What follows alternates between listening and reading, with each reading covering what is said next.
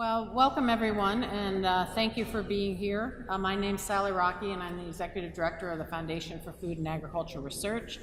I think all of you know, but if you don't, the Foundation is a 501c nonprofit that supports the mission of the USDA, and we were established through bipartisan support in the 2014 Farm Bill. And it's a pleasure to be here at the USDA to announce this truly innovative, exciting research grant that we're going to discuss in just a few minutes. I feel like I'm going back to my roots. I've got to say something. As I was a member of the USDA for 19 years, way back when, and it's really great to be here. And I'd like to thank our friends and partners, the USDA, for leading us for this really lovely event and the space today that we have for the announcement. And we'll hear from our distinguished board member, Amber Tusk, in just a moment, the Acting Undersecretary for Research, Education, and Economics. Before I invite Dr. Bartuska up, I'd like to thank several other people and introduce a few other people who are with us today. Kelly Adesina is here today. She is with the Senate Agricultural Committee. Kelly, where are you still? Yeah, you're over here. Thank you for being here. We are really excited about having you here. We have had such wonderful bipartisan support and appreciate very much the bipartisan support we've received since our creation today. I'd also like to announce today's speakers. So David Rosenberg, who's the co-founder and CEO of AeroFarms. Tom Stenzel is the president and CEO of United Fresh Produce Association. And Parag Chitnis, who is the deputy director at the National Institute of Food and Agriculture and Agriculture, NIFA, of the USDA, and leads their Institute of Food Production and Sustainability. That's got to be the longest acronym, Parag, that anybody can possibly have. So before I talk about the announcement, I'd like to invite Dr. Amber Tusk up to the podium.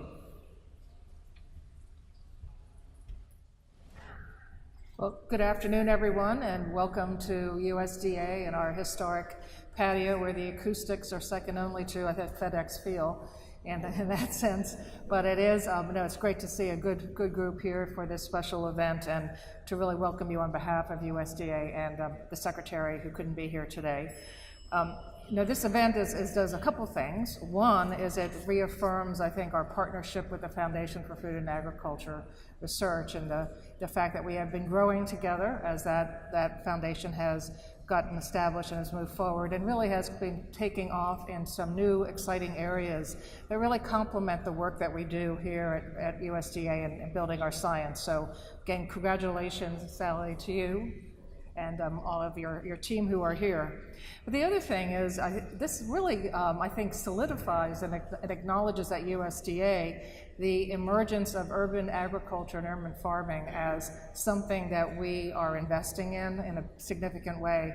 In fact, David and I were chatting to try to remember when it was we actually met and started this discussion, which was somewhere in the last 2 years. We decided that's a good, safe number. But what really hit home to me is I've been on a journey looking at urban agriculture activities around the country, many of them funded by NIFA, who we have a lot of staff here from ARS and others. And there's a lot of community gardens, a lot in community farms. A lot of them are supported by church groups who are trying to rehab and bring meaningful work to people. A lot of it is to make sure that healthy food is close to the community. But then there is AeroFarms and the other end of the spectrum and using emerging technologies to really address a critical need that we have in bringing fresh fruits and vegetables to where Americans are, which is 80% of the public lives in urban areas. So you see this juxtaposition, and at least within USD, I think we've acknowledged through the Urban Ag Toolkit, which is available through our website and other mechanisms, that this is such a huge area of opportunity for us, and all within the programs that we have. So I'm very happy and very proud, actually, to be part of this celebration and announcement, but also I think to talk about some of the new areas and directions of science that we're going to be engaged in into the future. I know Dr. Parag Chitnis is going to be giving you more details on that on behalf of USDA and all of our science organizations, so I'll leave it to him to fill in the gaps. But again, welcome and thanks so much for joining us here today.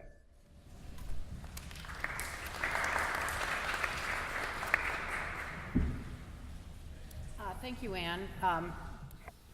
One person I neglected to thank when I was up here is John Wright. He's not here, but he will be back. He's our scientific program director that really saw this through his areas, urban agriculture, and he has been very instrumental in the awarding of this grant.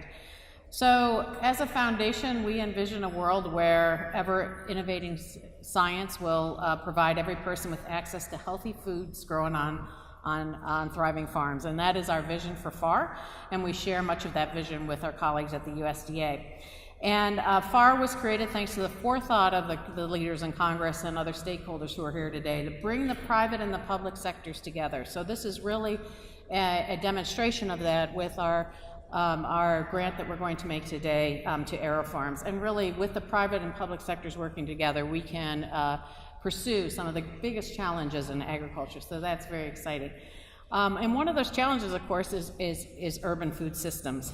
So more than half of the global population lives in cities, and by 2030, we expect that at least 60% of the people globally and 1 out of every 3 people will live in cities with at least 1 million inhabitants. So the world is always changing, and the urban environment is very important.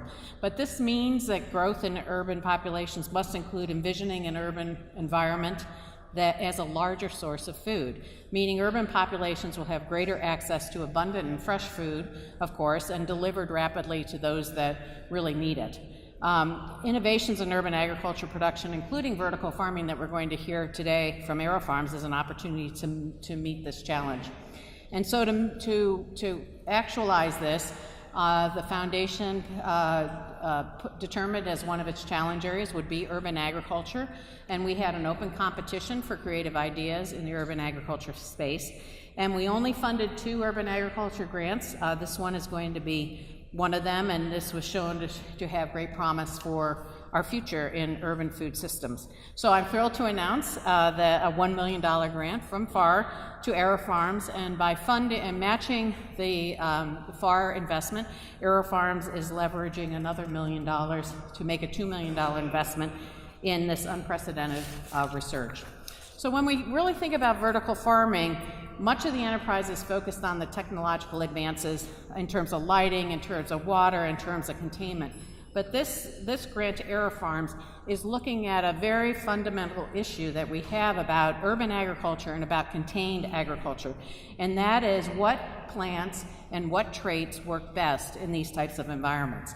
AeroFarm researchers with partners at Rutgers University will take advantage of the precision that is possible for indoor farming, and where stressors from light to humidity and temperature can be controlled consistently and precisely to improve crop characteristics and traits such as nutritional quality. And this could have major impacts not only on the entirety of the contained farming system or vertical farming systems, but in fact on field-grown crops as well. So we're very interested in this project as understanding of fundamental knowledge that potentially could change the way that we think about breeding plants or producing plants. In fact, I've coined a new term, so if you hear this term in the future, it is precision plants. So what we're really thinking about here is precision plants. So this is not only a very important grant for us to fund, but it is our first grant that we are making to a private sector company. We have many partners in the private sector who work with us and work together to fund projects, but this is an actual grant that we're making to the private sector, so that's important for us too. So I'm very much looking forward to the outcome of this research, and we are all going to be very excited to hear from David to learn more about the project. So David?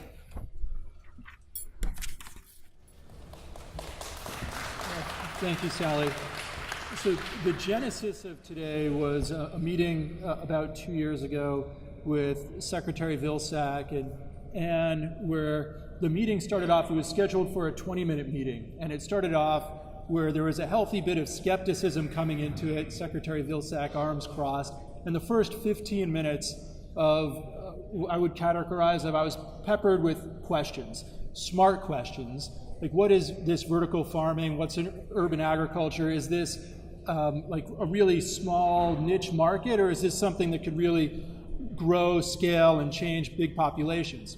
And after the first 15 minutes of smart questions, I'd like to think smart answers, the conversation evolved and the arms became uncrossed, and then it started the next set of questions, which was around how does this impact the broader agriculture community? To which I think there were smart questions, and I'd like to think some smart answers. And then as the meeting extended past our time into the 45-minute mark, the next 15 minutes were spent of how do we work together? How do we collaborate? And in that meeting, one of the first things that was identified was collaborate with FFAR. So very excited to be here today. People say it takes a village to raise a family. It certainly takes a community and an ecosystem to build a company with ambitions of changing the world. And the impact here beyond AeroFarms is really significant. And to illustrate this, an analogy I like to use is the age-old question of nature versus nurture. What makes us who we are today? How much of it is nature, our genetics, who our parents are? How much of it is nurture, the environment we're in? Whether it's how we eat, exercise, sleep, or whether it's like growing up in DC versus Bangalore versus Timbuktu, whatever it is.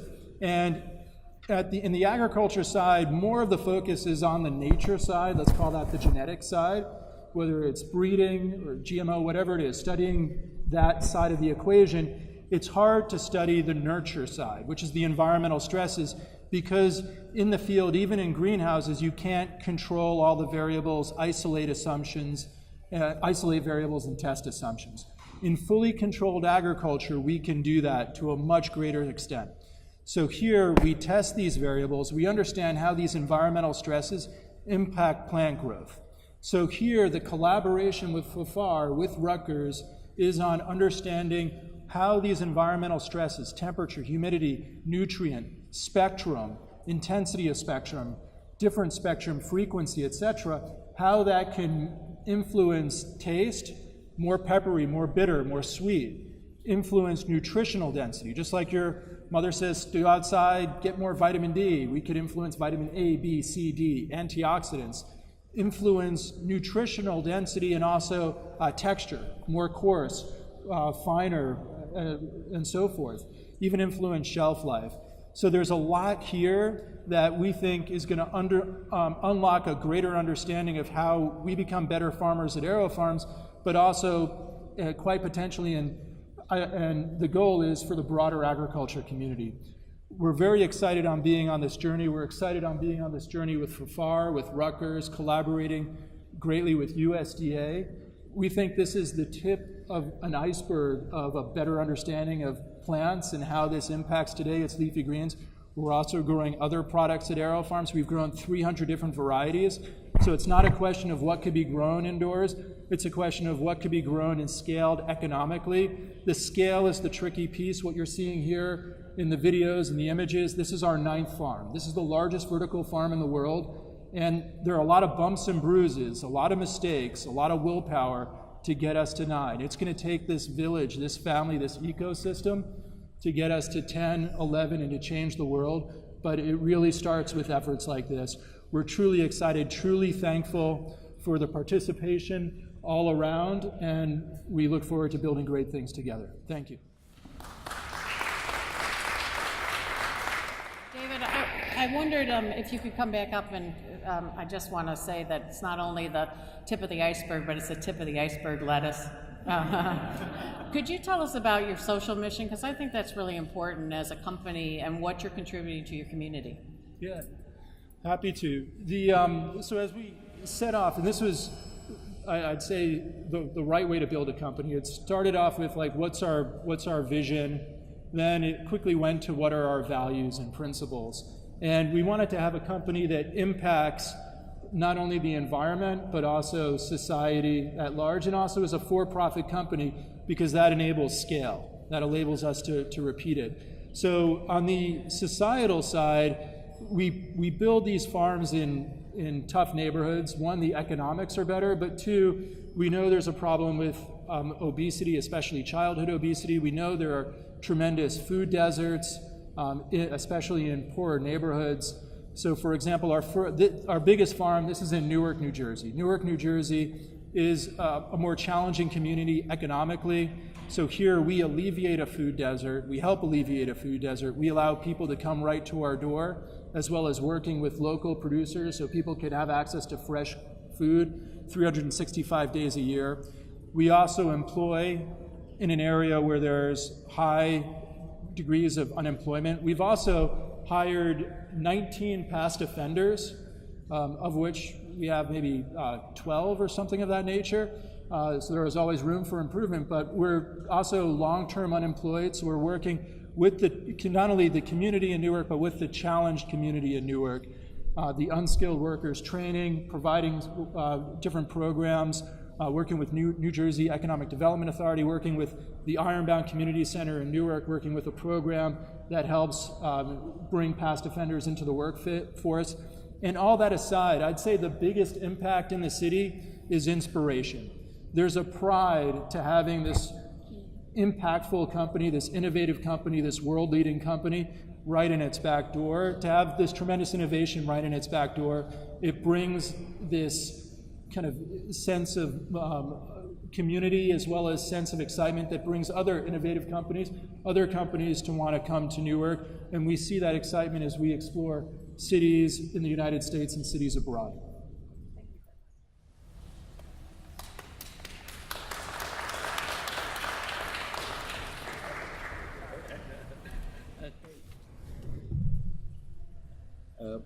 Good afternoon, and for those of Sunny Ramaswamy, the director of NIFA, was supposed to be here, and he sends his regrets that he can't be here in person for this exciting collaboration, and it's starting with FFAR and AeroFarms.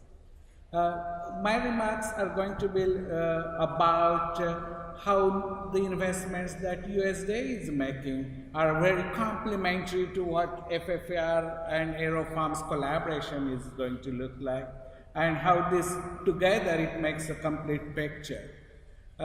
When we talk about feeding 10 billion people by 2050, one of the major challenges in that is it's not just the amount of food we want more in the future, but it's the complexity of demand that is changing. We need safe, nutritious, sustainable, culturally compatible food for the future. Even today, we don't produce enough fruits and vegetables in the world to feed the needs of the people currently in the world. About 30% less fruits and vegetables are produced. So in order to meet the demands in 2050 to have the nutritious food, we need to have some transformational strategies to reach there so that we have a sustainable food production for the future. Currently, the way NIFA is addressing it is through developing technologies and getting those existing technologies out in the world through the extension services, whether it is hydroponics, aquaponics, contained environment agriculture. There are capacity programs on, in particular, for example, contained environment farming. And then in our competitive programs, whether it is Specialty Crops Research Initiative or the AFRI program, there are technology-driven approaches. We have projects funded on developing materials for growing plants and material scientists working on it, or engineers working on the sensors, robots, or new lighting systems that could help in approaches like this. And we are also looking at this as a systems approach, where whether it is infused, which is the food, energy, water nexus, or upcoming sustainable agricultural systems, where large grants to look at these transformative technologies and approaches in the systems way. How will that help us understand and find those solutions? Then we have SBIR grants for small business innovation. In all of these, what we are missing is what exactly is FFAR and AeroFarms doing, the direct connection between the foundation and the industry can help advance these technologies really in a transformative way. So I think overall this makes a really great approach. We believe this is an important strategy in the arsenal of strategies we need to explore and develop in order to meet the challenges of the future. And we are so excited about this particular collaboration. Thank you.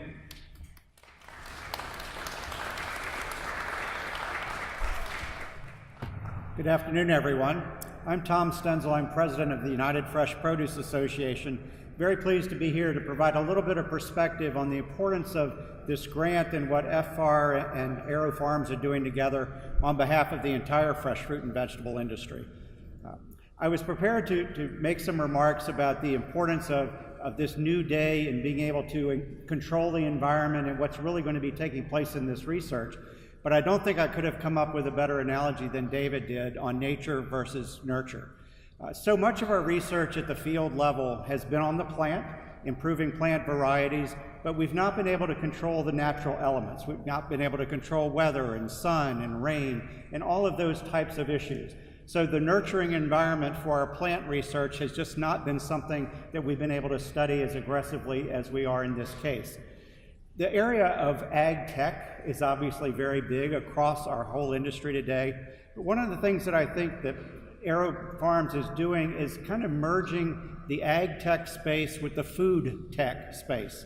You read a lot about food tech equally at the other end of the spectrum. This is, however, where we are merging those concepts to not only have better agronomic benefits, better productivity for the plants and for the growers, but we're actually focusing on the food itself and what it's going to mean to consumers.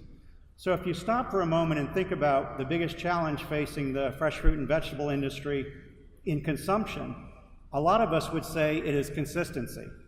When you go to the store and you buy a salad or you buy fruit, from day to day, you just don't know that it's going to taste the same.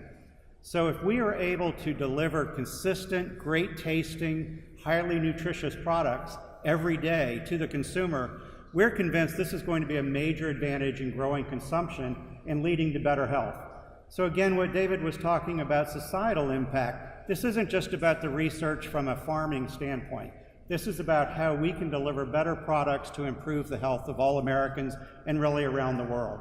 So I'm very pleased on behalf of the broader fresh fruit and vegetable industry to congratulate AeroFarms and FFAR today on this important step. And I assure you that the research they're going to be conducting is going to have implications much broader for our entire industry. Thank you.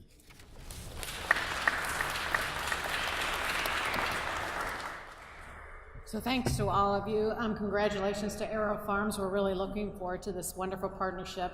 I think if we're really smart, we can have a quick study about consumer food choice, because in the back we have cookies and you can experiment and taste all of the wonderful leafy greens that AeroFarms has brought with us today, and we'll just check your name off which side you're going on. But thanks again. Please come and talk with David or Roger or Mark or any of the others that are here today from AeroFarms to learn more about the product and mill around and enjoy the food. So thank you.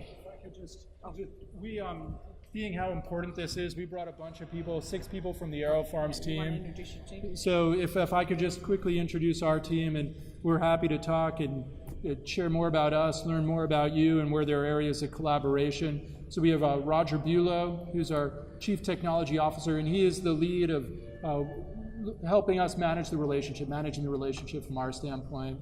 We also have Mark Oshima, who leads marketing, Casey, also on the marketing team, Stefan, and Alina is here someplace. There's Alina. So again, we're happy to connect. We brought some samples. Are we giving tastings later? Giving tastings. And I'd also like to thank certainly Congressman Walsh for coming here.